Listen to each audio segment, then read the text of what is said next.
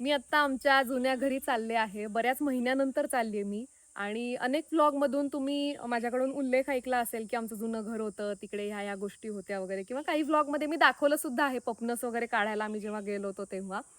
तर आत्ता मी चालले आहे कारण आत्ता सुद्धा बघत असाल मळब आहे आणि पाऊस अगदी तोंडावरती आलेला आहे आणि काय होतं नदीला लागून आमचं घर आहे. त्यामुळं तिथे जी वाट आहे ती पावसानंतर पूर्ण झाडी माजते तिथे आणि अजिबात जाता येत नाही 2-3 महिने.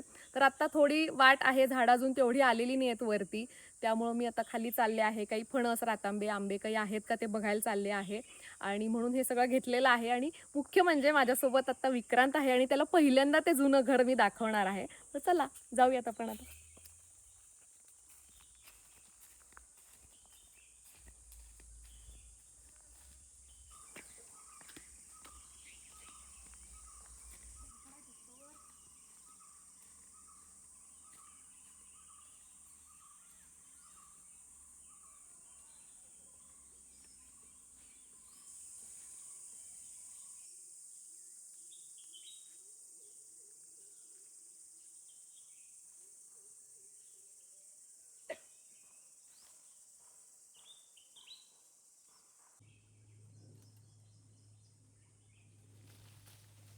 ह्या इथे जे दगड दिसत आहे तर हा आमचा पर्या आहे.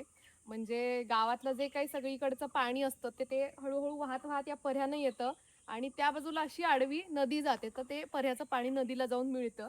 आणि तिकडे असाच पर्यावरती एक पूल आहे पण तिथे भरपूर जंगल माजलेलं आहे, तिकडून जायला वाट नाहीये. त्यामुळे ते ह्या दगडांमधनं आपल्याला घरी जायचं आहे.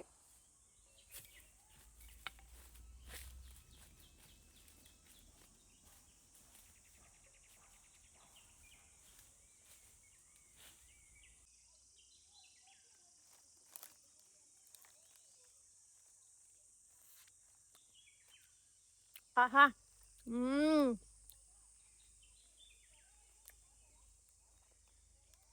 वा.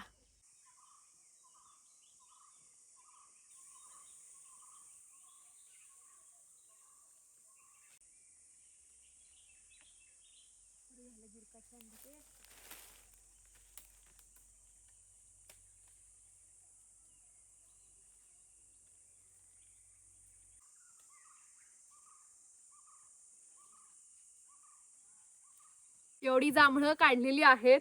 अजून बरीच झाडावरती वरती सुद्धा आहेत, कारण ती पक्षी आणि माकडांसाठी ठेवलेली आहेत. थोडी आम्ही आता खायला घेतो आहोत आणि इथं पानं आहेत. त्या पानांचाच एक छोटासा द्रोण सारखं करणार आणि त्याच्यामध्ये ही जांभळं अशी भरून घेऊन जाणार आहोत आम्ही. ही पानं काढलेली आहेत आणि काटे पण काढलेले आहेत करवंदाचे. तर आता ह्याचं असं पत्रावळ द्रोण सारखं बनवून घेते मी.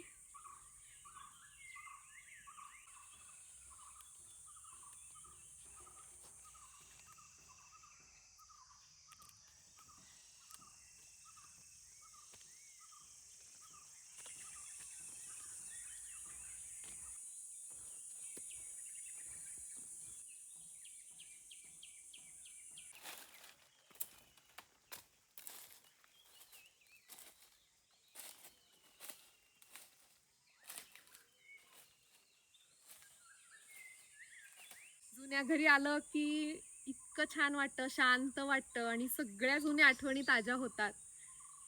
इथे घराच्या ह्याचा चौथरा आहे हा आणि इथून जायला वाट होती. तर इथे बघा आता सुद्धा ह्या मे फ्लॉवरच्या फुलांनी स्वागत केलेलं आहे. ह्याचे कंद असतात आणि म्हणजे दर मे जून मध्ये ह्याला परत फुलं येतात आणि परत पावसाळ्यानंतर परत ते फक्त कंद राहतात, वरची झाडं मरून जातात. छान वाटतंय ना. या आमच्या घराच्या मुख्य पायऱ्या होत्या जिथे मी आता बसली आहे आणि इथून आत गेल्यावरती इथे चौथरा होता. पाठीमागे तुम्हाला पायऱ्या दिसत असतील आणि खांबाचे खालचे जे दगड आहेत ते सुद्धा अजूनही आहेत. आणि ह्या बाजूला इथे आमचा झोपाळा होता आणि तिकडे जी खिडकी आहे त्या खिडकीच्या पलीकडे सगळी गुरं बांधलेली असायची. ह्या बाजूला इथे आजोबांचा पलंग असायचा, त्याच्यावरती मी आणि आजोबा जेवण झाल्यानंतर दुपारी सगळी मासिक अंक चंपक वगैरे वाचत तिथे पडलेलो असायचो. आणि ते जे दिसतंय ते देवघर होतं आमचं आणि तिकडून आत गेल्यानंतर मग स्वयंपाकघर होतं.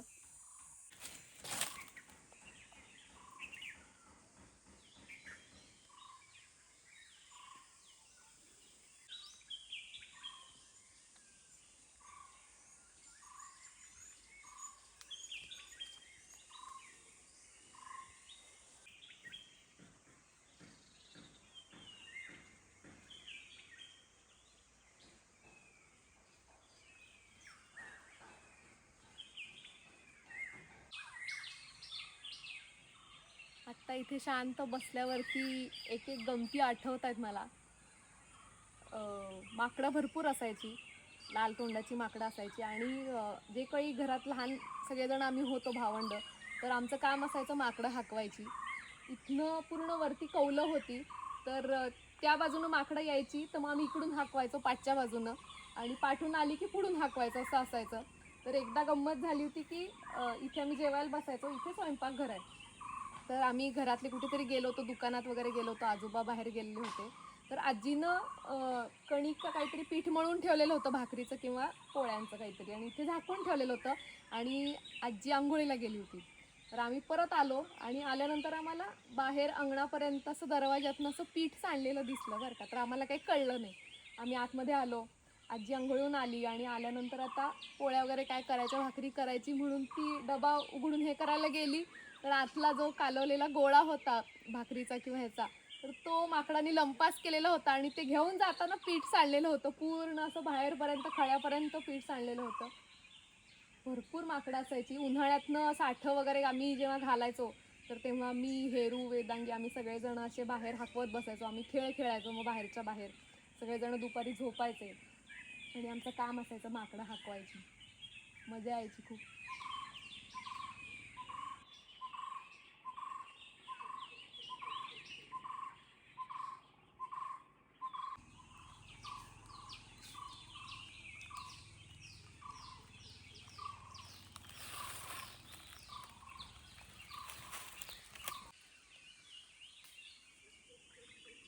इथे पडवी होती आमची, इथे आमची पाणचूल असायची, इकडे बाथरूम वगैरे होतं, आणि त्या बाजूनं सगळ्या म्हशी बांधलेल्या असायच्या. आमची गुरं तिकडे असायची, आणि राधाजी बऱ्याचदा असं असायचं की रेडकं जी बारकी असायची, तर त्यांना ती जवळ घेऊन झोपायची. तर त्यांच्यासाठी इथे बघा कड्या आहेत, गुरं बांधण्यासाठीच्या एक दोन कड्या आहेत इथे. तर इथं ती रेडकं असायची, इथंच आंबोण कालवायची राधाजी, मला अजून आठवतंय. आणि इतका मस्त खमंग वास यायचा त्या आंबोणाचा, आणि अशा पितळ्याची ताटं वगैरे होती, प्रत्येकाची ठरलेली होती. तर इथं बसून ते आंबोण कालवायचा कार्यक्रम असायचा सगळा. ह्या इकडे स्वयंपाकघर होतं, आणि स्वयंपाकघरातनं इकडे आम्ही ना सकाळ वेळेला काही काम वगैरे करत असू, म्हणजे फणस कापायचं काम चालू असेल किंवा अजून काही काम असेल चालू, तर इथून आजी आम्हाला असा चहा द्यायची ह्या छोट्याशा कोनाड्यात.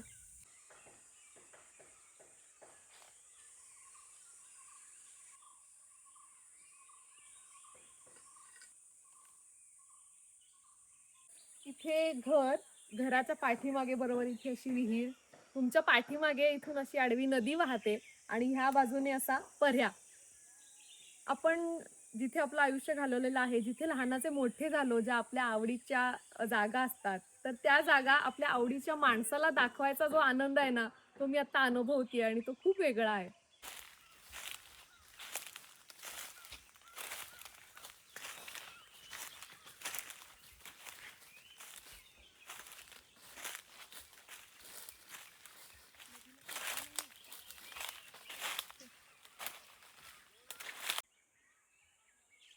घरापर्यंत येताना सुद्धा पूर्ण राई आहे वाटेमध्ये.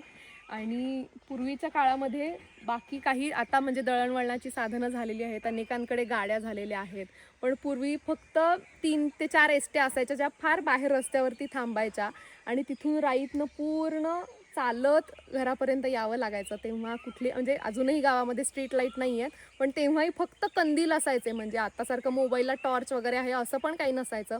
किंवा काही जण बिना कंदिलाचे नुसत्या काठीवरती सुद्धा काठी वाजवत वाजवत यायचे, ज्यांना म्हणजे नेहमीचा रस्ता होता, असे सगळेजण यायचे. अगदी आईकडनं, बाबांकडनं सुद्धा तुम्ही काही व्लॉगमध्ये ऐकलं असेल की आई एकटी सुद्धा रात्रीची आलेली आहे इथे. रात्री म्हणजे काही वेळेला असं व्हायचं, रात्री 8 वाजता वगैरे शेवटची एस टी यायची, आणि तिथून एकटीने मग जे काही सामान वगैरे आणलं असेल ते घेऊन चालत यायचं. मी सुद्धा आईबरोबर लहानपणी आलेली आहे अशी रात्री वगैरे. किंवा अगदी दुपारच्या वेळेला सुद्धा, म्हणजे वस्ती फार जवळ नसल्यामुळं मनुष्य फार अशी येता जाता दिसायचे नाही, तर मी, माझे भावंड, हेरू वगैरे, आम्ही पण काही किरकोळ सामान आणायचं असेल तर दुकानातनं चालत चालत जायचो. असाच सगळा हे असायचा. पक्ष्यांचा आवाज यायचा, लांबून माकडं उड्या मारताना दिसायची, काही पक्षी उडून जाताना दिसायचे, गुरं असायची कोणाची तरी, आणि त्यातनं असं राईतनं शांतपणे चालत चालत जायचं आणि परत यायचं. तेव्हाही भीती वाटायची नाही, आणि आत्तासुद्धा भीती नाही वाटत. तेव्हाची माणसं तर ती पिढी, ती माणसं सगळी खूप भारी होती, म्हणजे या सगळ्यातनं ती छान हे करायची. पण आत्तासुद्धा म्हणजे आपण ज्या ठिकाणी लहानाचे मोठे झालो आहे, जे आपलं काहीतरी आहे ना, तर ती जागासुद्धा आपल्याला तेवढाच भक्कम आधार देते. कारण मी आत्तासुद्धा आले, कधीही आले, तरी मला एवढ्या झाडीमध्ये कधीही भीती वाटत नाही, सकाळी असो, संध्याकाळी असो. तर असं आपलं जवळचं जे असतं ना, ते खास असतं.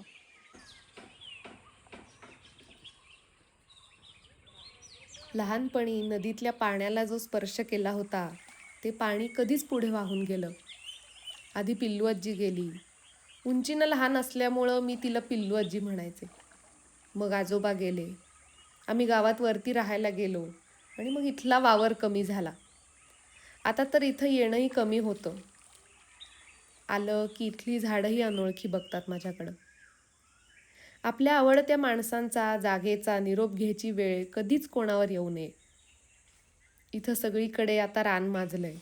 रानवेलीनी इथं येण्याचा रस्ता कठीण केलाय. पण मी कधीतरी परत इथं येईन, कायमची. वाऱ्याची शीळ ऐकत इथल्या अंगणात बसेन. पानांच्या सळसळीला टाळ्यांनी प्रतिसाद देईन. आजी आजोबांचे पाय दाबायचे, तसे झाडांचे हातपाय दाबेन, सेवा करेन त्यांची. मी परत येईन इथं कायमची रुजून यायला.